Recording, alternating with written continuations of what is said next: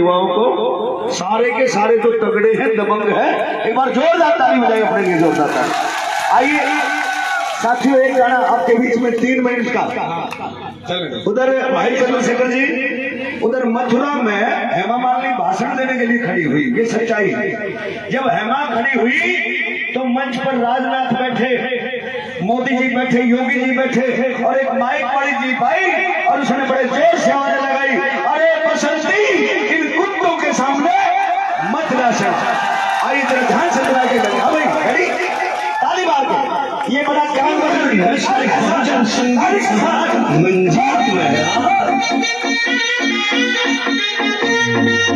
भाई चंद्रशेखर के खून की एक बूंद का बदला लेना से, भाई चंद्रशेखर के खून की एक बूंद का बदला लेना से, गोली का जवाब वोट से अब की बारी देना से, गोली का जवाब वोट से अब की बारी देना से।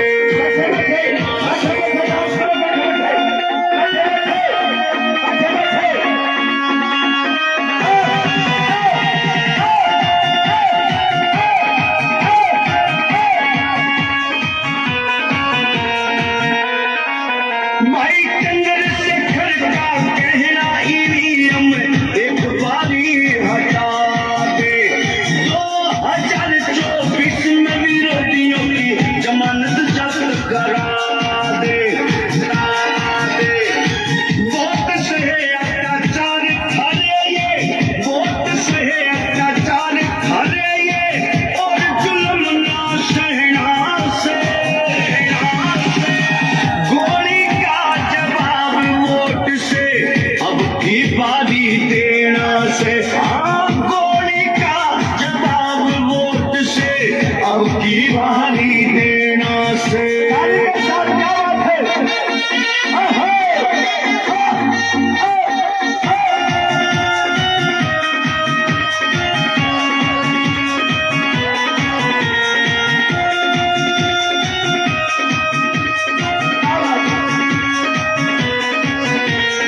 जहाँ भी होते अत्याचार भाई, खड़ा यो आके पावे से, नहीं किसी से डरता भाई, सीना तान टकरावे से, सबको भाई समझावे से, सबको भाई समझावे, राज अपने हाथ में लेना से,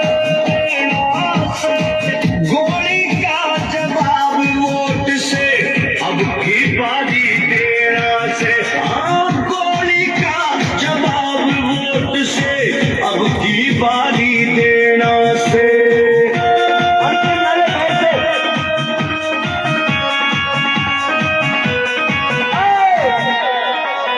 मेरा सोया समाज जागो, और कितना अपमान सहोगे तुम, महापुरुषों के मिशन पे कितने चंद्रशेखर कुर्बान करोगे तुम, भाई चंद्रशेखर का है संदेश, भाई चंद्रशेखर का है संदेश, हम सबको मिलकर रहना से, गोली का जवाब वोट से अब की बारी देना से, गोली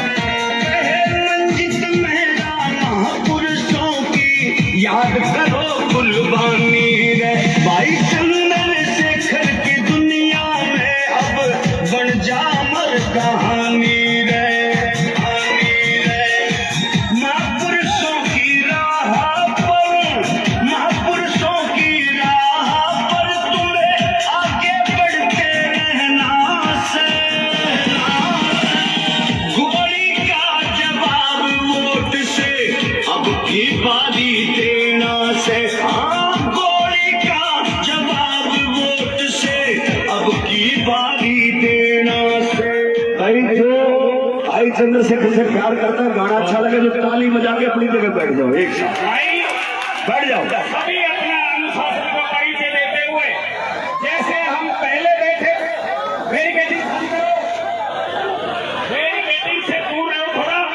बैठ जाओ, सब बैठ जाओ। अरे ओ सांभा, कितने आदमी थे जिन्होंने देश का नाश कर दिया? सरदार 2 आदमी, एक मोदी एक योगी। बैठ जाओ सारे बड़े। हेलो, हाँ जी, हाँ भाइयों, आपसे हाथ जोड़कर विनती है और भाई का परिचय देते हुए आप ये ऐसा हुनर बताइए, जहां जैसे बटे थे ऐसी माकूल व्यवस्था बनाएं कि ये देखते ही रह जाए कि भाई क्या हुआ, आवाज कैसा उज्जवल बज रहा था, अब क्या हुआ है। आपका मनोरंजन हो गया, आपने बहुत अच्छा किया, मनोरंजन हो गया। अब तसल्ली से बैठिए, आराम से बैठिए, बैठ जाओ आराम से। किसी पीछे वाले को परेशानी नहीं होनी चाहिए भाई। जैसे पहले अनुशासन में थे उसी प्रकार से अब आपके बीच में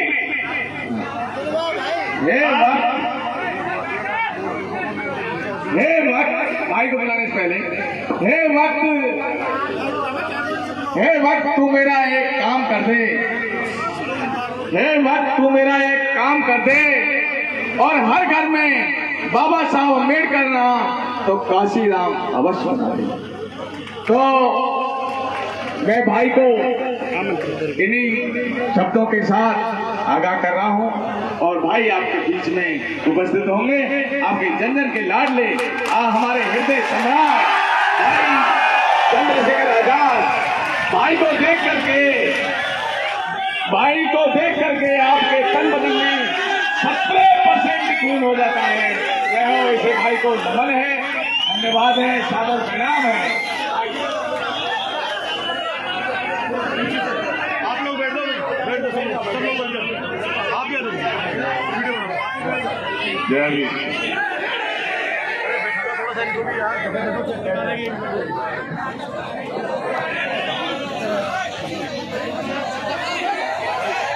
जितना जल्दी आप लोग सुनने के लिए तैयार हो जाओगे उतनी जल्दी मैं अपनी बात रखूंगा, और अगर आप समय लगाओगे तो भाई समय का नुकसान होगा। अब आप तय कर लो कि आपको अपने समय का नुकसान करना है या नहीं करना है।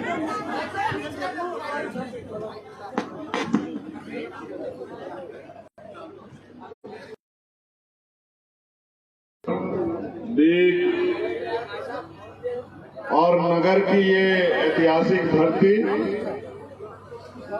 यहाँ उपस्थित हमारी माताएं, बहनें, बच्चियां, नौजवान साथी, सम्मानित मेरे हम उम्र मेरे भाई और हमारे बड़े बुजुर्ग, और इस मंच पर उपस्थित भाई प्रदेश अध्यक्ष भीम आर्मी जितेंद्र अठवाल जी, प्रदेश अध्यक्ष आजाद समाज पार्टी राम लखन मीना जी, प्रदेश प्रभारी भीम आर्मी भाई अनिल धेनवाल जी, भाई धर्मेंद्र जी, भाई प्रदेश प्रभारी आजाद समाज पार्टी सतपाल चौधरी जी, प्रदेश सह प्रभारी और इस क्षेत्र के आपके जाने माने नेता भाई जगदीश जी, हमारे बहुत ही जिम्मेदार और कर्मठ साथी हर्षोलिया जी, बैरवा जी, छोटे भाई सुरेंद्र जी, अतर सिंह जी, सुमित अम्बेश जी, और यहाँ की जिला कमेटी, विधानसभा कमेटी और एक एक क्रांतिकारी भाई को मैं जय भीम नमो बुद्धाय करता हूँ। मैं तो इनसे मना कर रहा था कि ज्यादा देर बात मत रखो, हम संविधान बचाओ यात्रा के अनुसार चलेंगे, लोगों के बीच में जाएंगे, अपनी बात कहते जाएंगे, लोगों से आशा और विश्वास और मौके की बात रखेंगे कि वो हमें इस लड़ाई को लड़ने का मौका दें। तो समय समय पे इस भारत की धरती पे जन्मे सभी संतों, गुरुओं, महापुरुषों को नमन करता हूं। और क्योंकि मुझे कम समय में अपनी बात कहनी है, मैं नहीं समझता कि बहुत लंबा भाषण दिया जाए। आपकी बात जो आप समझाना चाहते हैं बहुत कम शब्दों में समझा दो तो भी बहुत है। महापुरुषों के आशीर्वाद से, आपके प्यार से अगर मुझे जिंदगी मिली तो मैं बाद में भी आपके बीच आता रहूंगा और गली गली, गांव गांव, बस्ती बस्ती जाके आपको समझाता रहूंगा। क्योंकि मैंने जब अपने महापुरुषों को पढ़ा है, देखा है, समझा है, जाना है, तो उन्होंने पूरी जिंदगी यही कहा है कि मैं सबसे बेहतर नहीं हूं। मेरा तो काम ये है कि मैं महापुरुषों की बात को और ज्यादा से ज्यादा लोगों तक पहुंचा दूं। और मैं भी इसी काम को आगे बढ़ा रहा हूं कि ज्यादा से ज्यादा लोगों की बात ये समझ में आ जाए कि महापुरुष क्या चाहते थे और महापुरुषों का कारवां कैसे पूरा होगा। आज हम लोग नगर की धरती पे हैं, नगर राजस्थान में है। मैं जब छोटा था तो सुनता था राजस्थान, ऐसा लगता था कि कोई ऐसी धरती होगी जहां कमजोरों का भी राज होगा, जहां दलितों का, पिछड़ों का, आदिवासियों का, अल्पसंख्यक समुदाय का, उनका भी राज होगा।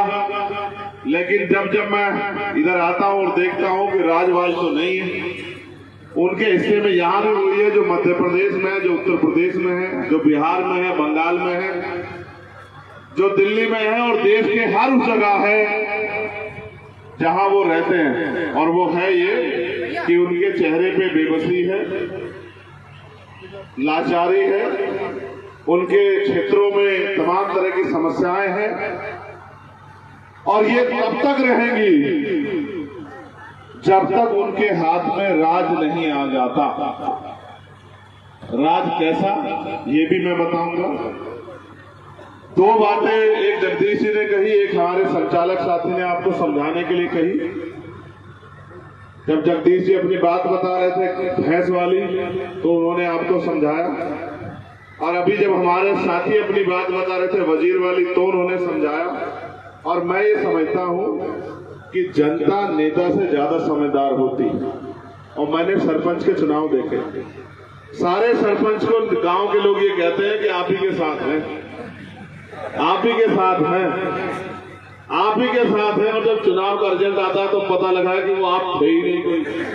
वो जिसके साथ थे शुरू से उसके साथ ही थे, और जिसके खिलाफ थे उसके खिलाफ ही थे। चाहे किसी ने, अगर कोई आज का ट्रेंड बन गया है, कोई मुर्गा लेके आता है, कोई और कुछ लेके आता है, कोई शराब लेके आता है, कोई कपड़े लेके आता है, कोई पैसे लेके आता है और ये कहता है कि ये रख लो। बहुत सारे लोग तो इन अवसरों पे अपने वोट का सौदा कर लेते हैं। लेकिन जहां मैं पैदा हुआ हूं, जिस समाज में, कमजोर समाज में, गरीब समाज में, किसान समाज में, कमेरे समाज में, मैंने देखा कि हमारे लोग वो अपनी वोट का सौदा नहीं करते। वो स्वाभिमान सम्मान पे वोट देते हैं, वो इज्जत के लिए वोट देते हैं, वो हक अधिकारों के लिए वोट देते हैं। मैं उनको इस बात को मानता हूं, चाहे उनके घर में रोटी हो या ना हो, लेकिन वो अपनी वोट को जो बाबा साहब अम्बेडकर ने 4 बच्चों कुर्बानी से दी, उसको वो किसी को ऐसे सौंपते नहीं। आपने हमेशा जिम्मेदारी मान के, चाहे राजस्थान कहीं भी चला हो, आपने जिम्मेदारी मान के अपने दल को वोट देके ताकत दी। वो अलग बात है कि आप ठगे गए। मैं उस ठगी पे कुछ नहीं कहना चाहता, मैं बस ये कहना चाहता हूं आपको। मैं कहानी किससे बहुत सुनाता हूं, आज कहानी किससे ज्यादा नहीं सुनाऊंगा। हमारे यहाँ एक कहावत है कि अगर आप आजमाए हुए को आजमाओगे, गौर से सुनना, बहुत समझदार लोग हो आप लोग, अगर आप आजमाए हुए को आजमाओगे तो वही मिलेगा जो मिलता है। अगर आप आजमाए हुए को आजमाओगे तो वही मिलेगा जो मिलता है। क्योंकि व्यक्ति मुंह से जबान बदल सकता है लेकिन चरित्र नहीं बदल सकता है। अगर कहीं आपने गलती की तो आपके हिस्से में वही आएगा जो अब तक आया है। फिर मुझे मत कहना कि हम फिर ठगे गए। ये एक मुकुट मुझे हमारे लोगों ने पहनाया। आपको क्या लगता है इस मुकुट की जरूरत मेरे पास है? मुझे मुकुट की जरूरत है ही नहीं।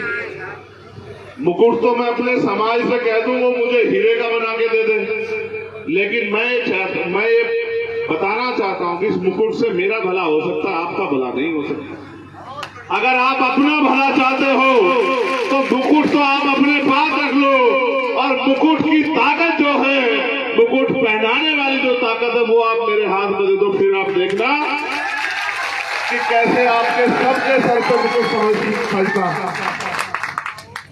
मैं इस ठेले को भी समझता हूँ जगदीश भैया, उधर देख, और ठेले के अंदर वालों को भी समझता हूँ। अगर ठेले वालों के साथ रहोगे तो फिर हाथ रह जाएंगे खाली, और अगर बनानी है ताकत तो इस बार अपने खून को मौका देना इस लड़ाई को लड़ने का। फिर आप देखना कि कैसे आपके वारे नारे होते हैं, कैसी आपकी आवाज जो है राजस्थान की विधानसभा में गूंजती है आपकी समस्याओं पे, और कैसे आपकी समस्या के लिए अधिकारी कर्मचारी गली गली खड़े होकर आपकी सुनवाई करते हैं और आपसे कहते हैं बताइए आपको क्या चाहिए। मैं भी मध्य प्रदेश से लौटा और मैं जानता हूं मध्य प्रदेश के हालात जैसे हैं, एक दो जिलों को छोड़ के हमारे लोगों के हालात यहाँ बहुत अच्छे नहीं। भरतपुर, अलवर, दौसा, करौली, सवाई माधोपुर, इसको छोड़ के धौलपुर, इसको छोड़ के कहीं बहुत अच्छे हालात नहीं। और यहाँ भी जो हालात है वो सरकारों की देन नहीं है, ये भी सच है। वो हालात आपने अपने शरीर को बहा के, अपना दिन रात एक करके, मेहनत मजदूरी करके, एक पैर पे खड़े रह के, भूखे प्यासे रह के अपनी ताकत से बनाया है। किसी सरकार ने आपको नहीं दिया, ये भी मैं जानता हूं। इसके लिए आपने इस बंजर भूमि को अपने पसीने से सींचा। जब मैं पहली बार राजस्थान आ रहा, मेरे साथी मुझसे कह रहे हैं, मैं जब जयपुर आने वाला था, मुझसे मेरे साथी कह रहे बारिश पड़ रही थी कि राजस्थान में बारिश हो रही है। उनको लगता है कि राजस्थान सिर्फ रेगिस्तान है, उनको लगता है राजस्थान में रेत ही रेत है, राजस्थान में सूखा पड़ा हुआ है। लेकिन एक बात तो उनकी सच थी कि सूखा तो यहाँ है, लेकिन सबके लिए नहीं। जिनके लिए सूखा है वो आज भी यहाँ बैठे हैं, और जिनके लिए सूखा नहीं है वो महलों में बैठे हैं। आप इस बात को जानते हैं। जिस दिन आपका सूखा खत्म होगा, जिस दिन आपके घरों में हरियाली आएगी, उसी दिन तो बराबरी आएगी।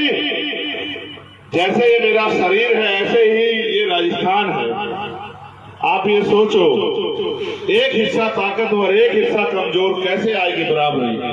एक के पास खाने को रोटी नहीं, एक के पास पीने को साफ पानी नहीं, एक के पास अच्छे कपड़े नहीं, एक के पास उद्योग धंधे नहीं, एक के पास रोजगार नहीं, एक के पास सरकारी नौकरी नहीं, एक के पास जमीन नहीं, एक के खाते में पैसे नहीं, और वहां दूसरी तरफ अमीर के कुत्ते भी घी खाएं, अमीर के कुत्ते भी एसी में सोए, अमीर के कुत्ते भी गाड़ियों में घूमे, अमीर के कुत्तों पे भी बड़े बड़े बंगले हों। जिस देश में गरीबों को कुचला जाए, इंसानों से भेदभाव किया जाए, जाति के आधार पे, धर्म के आधार पे अन्याय अत्याचार हो, जहां पशुओं की इज्जत हो और इंसान रोजी रोटी के लिए दर दर भटके, मंदिर मस्जिदों के बाहर हाथ फैला के बैठे, वहां की सरकारें क्या देती होंगी आप जान लो।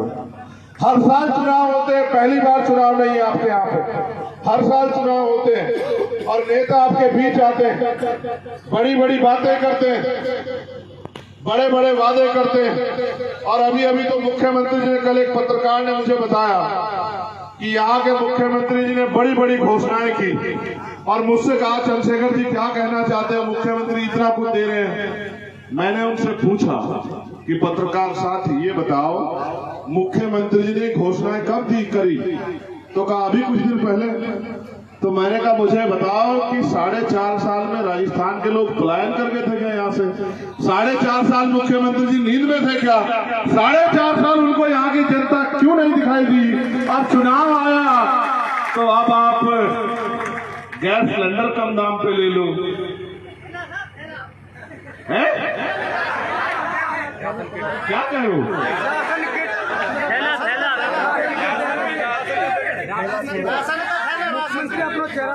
दाल और क्या? चावल,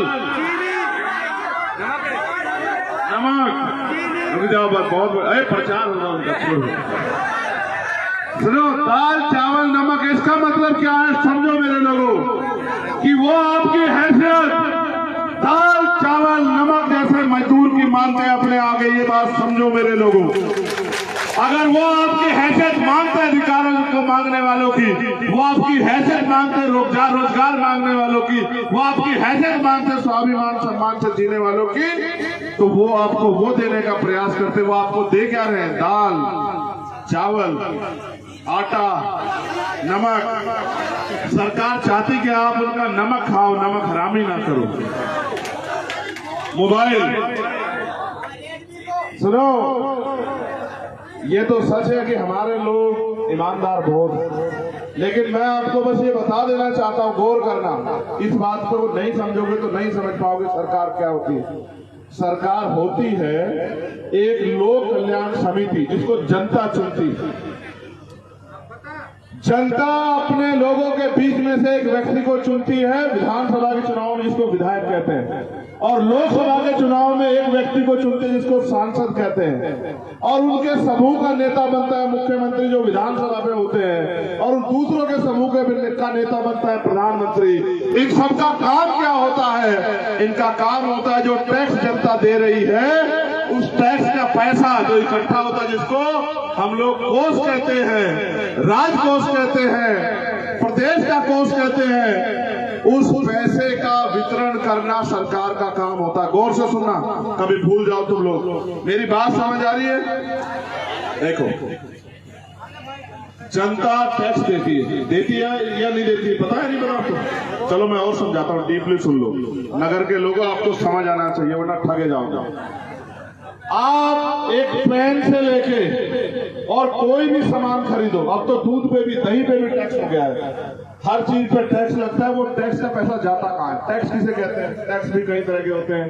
कर्मचारी इनकम टैक्स देता है, आप जीएसटी देते हो, पहले सेल टैक्स लगता था, और तमाम तरह के टैक्स है। लेकिन आप इस बात को समझो, कोई सामान 100 रुपए का है और 28% उस पर जीएसटी है, यानी कि 72 रुपए का तो सामान है और 28 रुपए जाएंगे सरकार के खाते में। कहां जाएंगे? सरकार के खाते में। आप जो सामान खरीदते हो उसमें जो टैक्स लगता है, वो सारा टैक्स का पैसा सरकार के खाते में जमा होता है। उस पैसे को जनता के लिए अलग अलग विभागों में, मदों में लगाने का काम सरकार करती है। सरकार, मुख्यमंत्री या प्रधानमंत्री अपने घर से पैसा नहीं लाते। समझ आई? आपका पैसा आपको देने की जिम्मेदारी सरकार की है। लोकतंत्र में जनता मालिक है, सरकार नौकर से भी परे है, क्योंकि आप उसको तनख्वाह देते हैं। उनके विधायक को तनख्वाह मिलती है, उनके मंत्री को तनख्वाह मिलती है, उनके सांसद को तनख्वाह मिलती है, प्रधानमंत्री को तनख्वाह मिलती है, रिटायर होने पे पेंशन मिलती है। आपको मिलता है ठेंगा। वो आपका पैसा आपको देकर ऐसे दिखाते जैसे एहसान कर रहे हो। मुख्यमंत्री दाल के ही, उनकी कोई दाल की फैक्ट्री है क्या? उनकी कोई चावल की फैक्ट्री है क्या? उनका कोई खेत है क्या जिसमें वो काटते हो फसल को और खेत में तैयार करके मशीन में निकाल के दे रहे हो, ले लो। आपका पैसा एक व्यक्ति, और तो सुनो गरीबों, कमजोरों, किसानों, मजदूरों, और सुनो, पैदा होने वाला बच्चा पैदा होने के बाद और जब तक पैदा भी नहीं होता, पेट में होता है, तब भी वो टैक्स देता है। कैसे? उसके ऊपर जितनी दवाइयां लगती है, जितने टीके लगते हैं, सब पे टैक्स होता है। वो जब पैदा हो जाए, जो सामान उसके लिए आएगा सब पे टैक्स होगा। जबकि जब तक आदमी कमाने लायक ना हो जाए, उसकी जिम्मेदारी सरकार पे होनी चाहिए। लेकिन भारत में टैक्स सबसे लिया जाता है, कमाता हो या ना कमाता हो। और अगर वो हक के लिए सवाल उठाए तो उसको लाठी मारने का काम सरकारें करती है।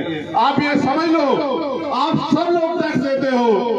1000 रुपए से ज्यादा का टैक्स हर कोई व्यक्ति देता है। सरकार 200 रुपए का सामान देके 800 जेब में रखी और आपको ये दिखाती है कि भाई सरकार आपको बहुत कुछ दे रही है। मैं आपसे कहना चाहता हूं मेरे लोगों, आपकी जो समस्याएं हो, एक कागज पे लिख के अपनी विधानसभा मुझे दे दो, जो भी समस्या है।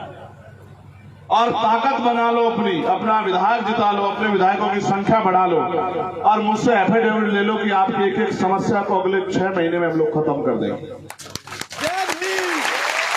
कोई समस्या हो, आपके बच्चे की शादी की समस्या हो, पढ़ाई की समस्या हो, रोजगार की समस्या हो, खेती की समस्या हो, आपके क्षेत्र में नहर की समस्या हो, आपके यहाँ सड़कों की समस्या हो, महंगाई की समस्या, जो भी समस्या आप समस्या मानते हो उसको लिख के दे दो। 5 साल में विधायक जी करोड़पति अरबपति हो जाते हैं। एक IAS IPS अरबपति खरबपति है। इनकी जांच जिस दिन कराऊंगा ना, ये सब लोग ठीक हो जाएंगे, याद रखना मेरी बात।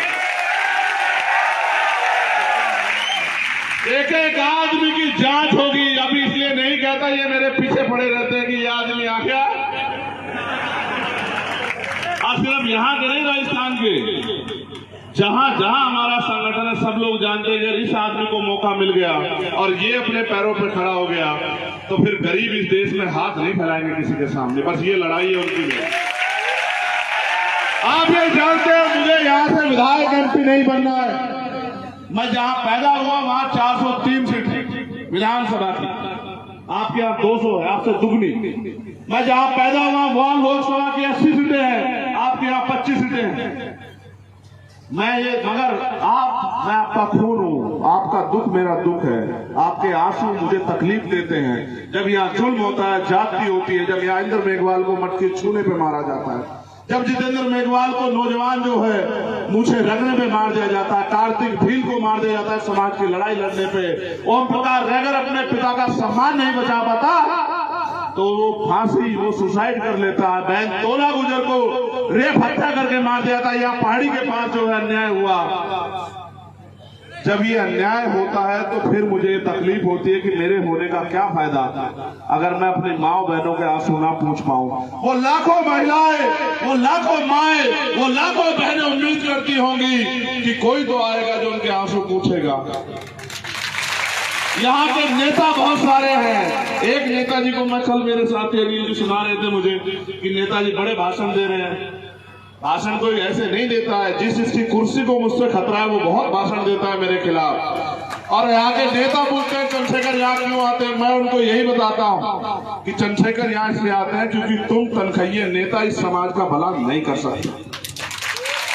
अगर तुम इनका भला कर सकते तो आज भी इनके मकान कच्चे नहीं होते, आज भी इनके बच्चे बेरोजगार नहीं घूम रहे होते। उनके बच्चे पढ़ेंगे विदेश में और हमारे बच्चे सड़कों की धूल फाकेंगे। क्यों?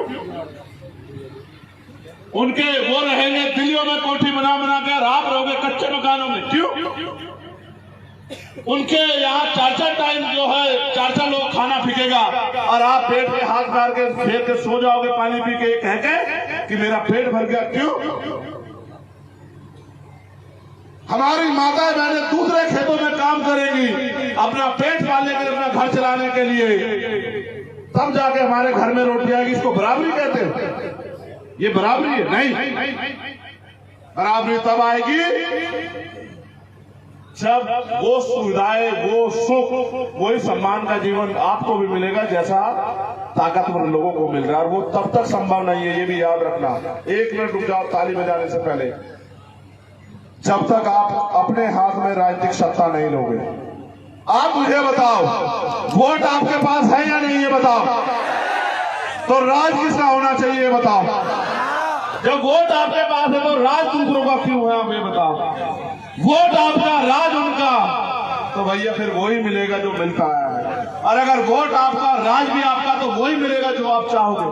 आपको फैसला करना है कि आप 75 साल की आजादी के बाद भी आप राजस्थान में गुलामों की तरह जीना चाहते हो या अपनी ताकत बना के स्वाभिमान सम्मान के साथ जीना चाहते हो, ये आप तय करो। मेरा तो काम है ये कि मैं आपको जगाने के लिए आया हूं। और जब तक गोलियों से कहा डरता आपका खून, गोलियों से डरता तो यहां थोड़ा ही होता, गोली एक नहीं 1000 खानी पड़ जाए, लेकिन आपके सम्मान की लड़ाई लड़ी जाएगी जब तक लहू का आखिरी कतरा शरीर में है। मैं तो ताज्जुब मानता हूं, मैं 4 बार आया इंद्र मेघवाल की लड़ाई लड़ने, 4 बार मुझे आके पुलिस उठा के दिल्ली तक छोड़ के आई। 5वीं बार मुझे बड़ा गुस्सा आया, मैंने कहा कि चलो अब की बार पकड़ के दिखाना। 4 बार तो मैं आपको बता के आया हाथ जोड़ के कि भाई मैं अपने परिवार से मिलने जाना चाहता हूं, उनके आंसू पूछने जाना चाहता हूं। इस बार बिना बताए आऊंगा लगाना इंटेलिजेंस। और मैं भाटी जी, सतपाल जी, अनिल जी और ये राम लखन मीणा जी, हम चले गए 42 घंटे की यात्रा करके वहीं जालोर। और जब हम गए और पहुंच गए इंद्र मेघवाल के परिवार के पास, वहां 2 सिपाही खड़े हुए बेचारे। यहाँ तो गन भी नहीं देते, डंडा देते हैं, बताओ। उनके हाथ में डंडा। मैंने कहा यहाँ कोई हमला करते तुम क्या करोगे? कि भैया हमें तो डंडा हिला हुआ। मैंने कहा भाई गोली का सामना डंडा से कैसे करोगे बताओ? तो उन पर जवाब नहीं था। मैं ये बात आपको इसलिए बता रहा हूं कि अगर आपका राज होगा तो ना इंद्र मेघवाल की हत्या होगी, ना जितेंद्र मेघवाल की हत्या होगी, ना कार्तिक ढील की हत्या होगी, ना ओम प्रकाश रैगर की जान जाएगी, ना नासिर जुनैद को यहां से उठा के ले जाके हरियाणा में मारा जाएगा जिंदा जला के, ना असगर पे गोली चलेगी, ना मीणा जी पे, ईसाई पे गोली चलेगी, ना पहाड़ी में हत्या होगी, ना रैगर छात्रावास में हमला होगा।